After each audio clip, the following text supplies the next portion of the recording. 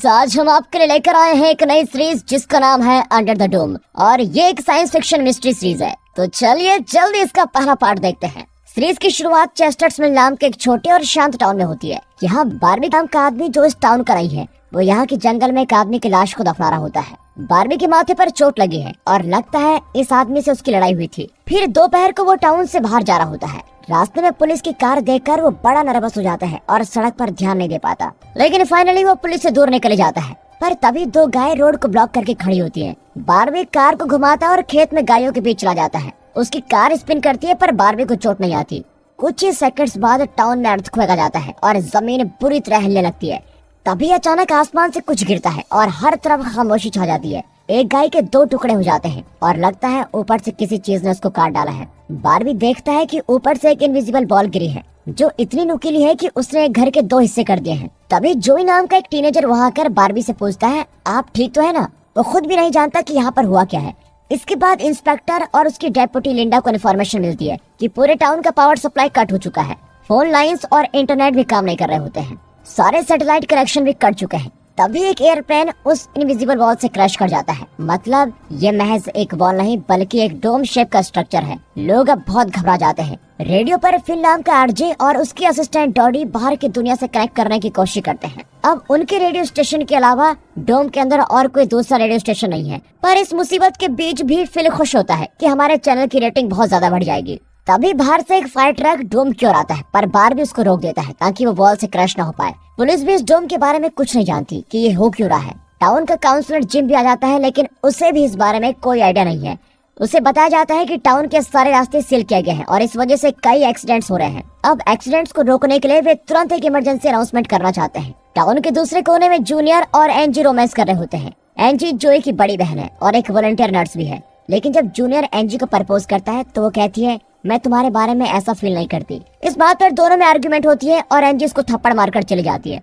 दूसरी ओर दो माएं कैरोलिन और एलिस और उनकी बेटी नोरी अपने काम के लिए टाउन की ओर निकलती हैं। वे नहीं जानती कि यहाँ पर हो क्या रहा है। फिर चेस्टर्सविल की इन्वेस्टिगेट जर्नलिस्ट जूलिया को दिखाते हैं। एक औरत उसे बताती है कि इस हफ्ते प्रोपेन के 6 टैंक टाउन में पहुंचाए गए हैं और ये बहुत ही अजीब बात है। जूलिया सोचती है कि इतना सारा फ्यूल टाउन में जा रहा है, मतलब जरूर कोई गड़बड़ है।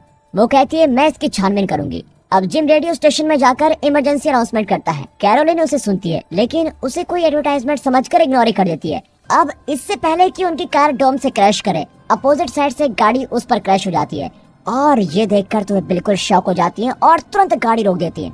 पर तभी नोरी को दौरा पड़ता है और वो किसी पिंक स्टार की बात करती है। दोनों उसको हॉस्पिटल लेके जाती हैं जहाँ पर एक्सीडेंट के केसेस भरे पड़े होते हैं। जूलिया और बार्बी जूलिया के पति को देखने हॉस्पिटल आए होते हैं। फिर जूलिया को पता चलता है कि उसका पति संडे को काम नहीं करता, लेकिन वो जूलिया से झूठ बोल रहा था। बाहर बार्बी और एनजी बात कर रहे होते हैं और उन्हें साथ देखकर जूनियर बहुत जलने लगता है क्योंकि वो एनजी के लिए बहुत पॉजिटिव हो गया है। अब टाउन के बॉर्डर को मिलिट्री सोल्जर्स गार्ड कर रहे होते हैं। साइंटिस्ट्स और एक्सपर्ट्स रिसर्च में लगे होते हैं कि ये डोम क्या है और यहाँ पर क्यों गिरा है। अब कुछ घंटों बाद जिम इंस्पेक्टर से मिलता है और दोनों प्रोपेन के बारे में डिस्कस करते हैं। जिम कहता है कि टाउन को बचाने के लिए हमसे जो कुछ हो सका हमने कर दिया। उनकी बातों से लगता है कि वे इस डोम के बारे में जरूर कुछ जानते हैं, लेकिन इस बारे में बात नहीं करना चाहते। बार्बी यहाँ सिर्फ एक दिन के लिए आया था और अब उसके पास रहने के लिए कोई जगह नहीं है। उस रात जूनियर बार्बी से बात करने के बहाने उसको धमकाता है, पर बार्बी कंफ्यूज होता है कि ये मुझे क्यों धमका रहा है। लेकिन तभी जूलिया बीच में आ जाती है। इस इमरजेंसी सिचुएशन में भी टीनेजर्स पार्टी कर रहे होते हैं।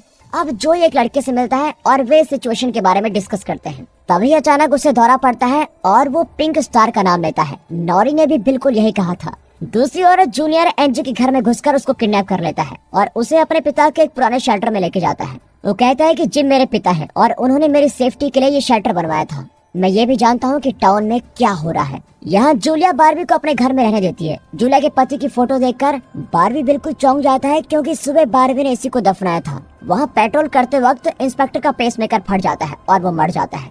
तभी फ्लैशबैक में दिखाते हैं कि सुबह बार्बी जूलिया के पति से किसी पेमेंट के बारे में पूछने आया था, पर डॉक्टर ने पेमेंट देने से इनकार कर दिया और दोनों के बीच हाथापाई हुई थी। इसी बीच बार्बी ने गलती से उस पर गोली भी चला दी थी। बार्बी खून का इल्जाम अपने सर पर नहीं लेना चाहता था क्योंकि वो तो बस एक हादसा था, इसीलिए उसने डॉक्टर की लाश को जंगल में दफना दिया था।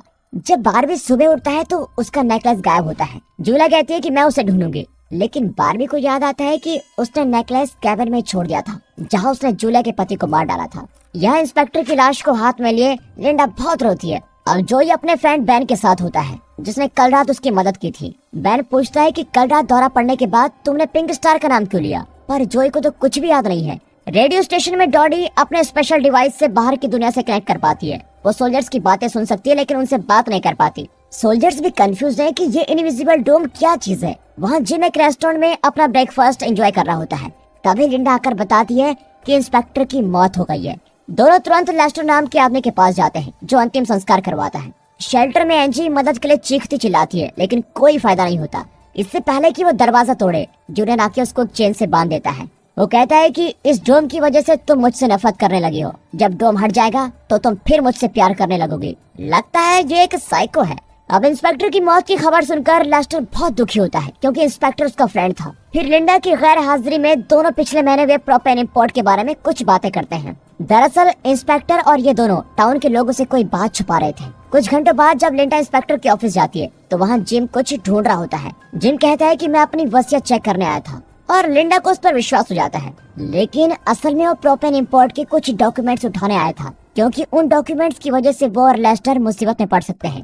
लेकिन यहाँ पर उसे डॉक्यूमेंट्स नहीं मिलते, इसीलिए वो लेस्टर से कहता है कि वो इंस्पेक्टर के घर पर चेक करे। वहाँ जूलिया रेडियो टावर पर जाकर पता लगाती है कि एक स्पेशल डिवाइस की मदद से वे डोम के बाहर खड़े सोल्जर्स की बातें सुन सकते हैं। उसे पता चलता है कि वे डोम के नीचे खोदकर रास्ता बनाने की कोशिश कर रहे हैं लेकिन सफल नहीं हुए हैं। अब वो इस बात को रेडियो पर पूरे टाउन में ब्रॉडकास्ट करती है। लोग और घबरा जाते हैं कि आगे अब क्या होने वाला है। जोई और बैन बॉर्डर के पास साइंटिस्ट को देख रहे होते हैं। वे चेक कर रहे होते हैं कि डोम पर पानी का क्या असर पड़ता है, लेकिन उन्हें कुछ खास पता नहीं चलता। पर इस तरह से जोई पता लगा लेता है कि डोम एक मोटी छन्नी की तरह काम करता है। दूसरी ओर बारबी कैबिन में जाकर अपना नेकलेस ढूंढ लेता है लेकिन तभी जूनियर वहाँ कर कहता है तुम एंजी को छोड़ दो। बारबी समझ जाता है कि ये आदमी पागल है और कहता है मैंने उसको पकड़ा कब था जो छोड़ दो, मुझे काम है, तुम यहाँ से चले जाओ। जूनियर तो अब लड़ने पे उतर आता है लेकिन बारबी आसानी से उसको हरा देता है। अब लेस्टर इंस्पेक्टर के घर का ताला तोड़कर प्रोपेन इंपोर्ट के पेपर्स को देख लेता है। वो पेपर्स को जला देता है लेकिन आग तेजी से फैलकर पूरे घर को जलाने लग जाती है। अब कई लोग घर के बाहर जमा हो जाते हैं और आग बुझाने की कोशिश करते हैं, पर फायर ट्रक के बिना ये नामुमकिन लगता है। अगर ये घर जलता रहा तो डोम के अंदर टेम्परेचर इतना बढ़ जाएगा कि सभी मारे जाएंगे। सभी मिलकर फिर पानी लेके आते हैं और आग को बुझाने लगते हैं। अब अंदर से लेस्टर की चीख सुनकर लिंडा अंदर जाकर उसको बाहर खींच के लेके आती है और उसे पैरामेडिक्स के हवाले करती है। 1 घंटे की कोशिश के बाद आग बुझने की बजाय फैलती जाती है। फिर जिम एक लोडर की मदद से सिचुएशन को कंट्रोल करता है। अब डोम के अंदर के लोग इस तरह डर डर कर जीने से थक चुके हैं। उनमें से एक पुलिसमैन जिसका नाम पॉल है, वो तंग आकर कहता है कि हम यहाँ से कभी बाहर नहीं निकल सकते और जल्द ही हम एक दूसरे को मार डालेंगे। वो ऊपर की ओर गोली चलाता है जो डोम से बाउंस होकर दूसरे पुलिस ऑफिसर को लग जाती है। वो बेचारा ऑफिसर मारा जाता है और पॉल को अरेस्ट किया जाता है। जब अंधेरा होता है तो जोई और उसके फ्रेंड्स स्केटिंग करने जाते हैं। तभी नॉरी उससे कहती है मुझे अपना फोन रिचार्ज करना है। जोई उसे अपने घर लेके जाता है जहाँ एक जनरेटर है। यहाँ लिंडा पॉल को लॉकअप में बंद करने के लिए जाती है और तब स्टेशन के बाहर भीड़ जमा हो जाती है। सभी पुलिस सिस्टम से नाखुश होते हैं और उनके खिलाफ नारे लगाते हैं। जिम उनको शांत करता है और समझाता है इस मुश्किल समय में हमें एक दूसरे की मदद करनी चाहिए। लॉकअप में बंद करते ही पॉल को कार्डिक अरेस्ट आ जाता है। लिंडा उसकी ओर भागती है लेकिन लगता है वो ढूंढ कर रहा था। फिर मौका पाकर वो लिंडा को धक्का देकर उसे अंदर बंद कर देता है और खुद बच निकलता है। शेल्टर में जूनियर दोबारा एंजी को कन्विंस करने की कोशिश करता है पर वो उसे फुसलाने की कोशिश करती है। वो कहती है बचपन में हम एक बंद टनल में जाकर खेला करते थे, मुझे लगता है कि हम उसके जरिए बाहर जा सकते हैं क्योंकि टनल को डोम ने कवर नहीं किया होगा, चलो वहाँ चलते हैं। एंजी किसी तरह यहाँ से बाहर जाना चाहती है पर जूनियर अकेले ही टनल में जाना चाहता है। जिम पुलिस स्टेशन जाकर देखता है कि वहाँ पॉल की जगह लिंडा बंद है। वो उसको बाहर निकालता है और तब पता चलता है कि पॉल एक राइफल और कुछ बुलेट चुराकर भाग चुका है। अब लिंडा जंगल की ओर जाती है क्योंकि पॉल अक्सर वहाँ हंटिंग करने जाता है। यहाँ जिम एक सर्च टीम अरेंज करता है। अब कैरोलिन को दिखाते हैं वो रेस्टोरेंट में होती है। उसे नोरी की फिक्र होने लगती है क्योंकि वो अपनी दोनों माओं को बिना बताए रात को जोई के घर पर ठहर गई थी। तब जिम आकर कहते हैं कि हमें पॉल को ढूंढने में आप सबकी मदद चाहिए। बारबी भी उनके साथ जुड़ जाता है और अब सब जंगल में जाकर पॉल को ढूंढते हैं। वहाँ बारबी अपनी काबिलियत दिखाता है और बताता है कि वो मिलिट्री सोल्जर था। जूनियर टनल की ओर जाता है और जूलिया उससे पूछती है इस तरह बैकपैक के साथ कहाँ जा रही हो। वो बड़ा नर्वस हो जाता है और इस वजह से जूलिया को उस पर शक होता है। वो जूनियर को फॉलो करके टनल तक पहुँच जाती है। जोई और नोरी ब्रेकफास्ट कर रहे होते हैं। जोई बहुत नर्वस होता है क्योंकि उसने पहले कभी किसी लड़की से बात नहीं की थी, पर नोरी तो बहुत कॉन्फिडेंट और मजाकिया किस्म की लड़की है। उनकी बातों के बीच बैन 2 और लड़कियों को वहाँ पे लेके आता है जो अपने फोन से रिचार्ज करवाना चाहती है। वो जनरेटर से उन्हें इम्प्रेस करना चाहता है, ना चाहते हुए भी जोई उनको अंदर अलाउ करता है। अब जंगल में सर्च टीम पॉल को देख लेती है, लेकिन वो एक आदमी के पैर पर शूट कर देता है। जिम और बारबी पॉल के पीछे भागते हैं। जूनियर टनल के एंड तक पहुंच जाता है, लेकिन लगता है डोम ने वहाँ भी ब्लॉक करके रखा हुआ है। जब वो डोम के ज्यादा पास जाता है तो उसका टॉर्च ब्लास्ट हो जाता है, बिल्कुल वैसे जैसे इंस्पेक्टर का पेसमेकर हुआ था। जूलिया उसकी मदद के लिए आती है, लेकिन वो गुस्से में डोम को पंच करने लगता है। जूलिया उसे शांत करती है और बताती है कि मैं आपके गलती की वजह से इस जर्नलिस्ट की नौकरी में अटकी हुई हूँ। तभी जूनियर बताता है कि बारबी ने मुझे घायल किया है और तुम भी उस आदमी से दूर रहना। अब जोई का घर लोगों से भर जाता है जो उसके इलेक्ट्रॉनिक इक्विपमेंट्स यूज करने लगते हैं। ऊपर से वहाँ एक पुलिस सबसे इलेक्ट्रिसिटी चार्ज मांगता है, जबकि ये उसका घर है ही नहीं। पता कैसा बंदा है। कोई उससे कुछ नहीं कहता, पर नोरी उससे भिड़ जाती है और तभी लाइट्स बंद हो जाती हैं।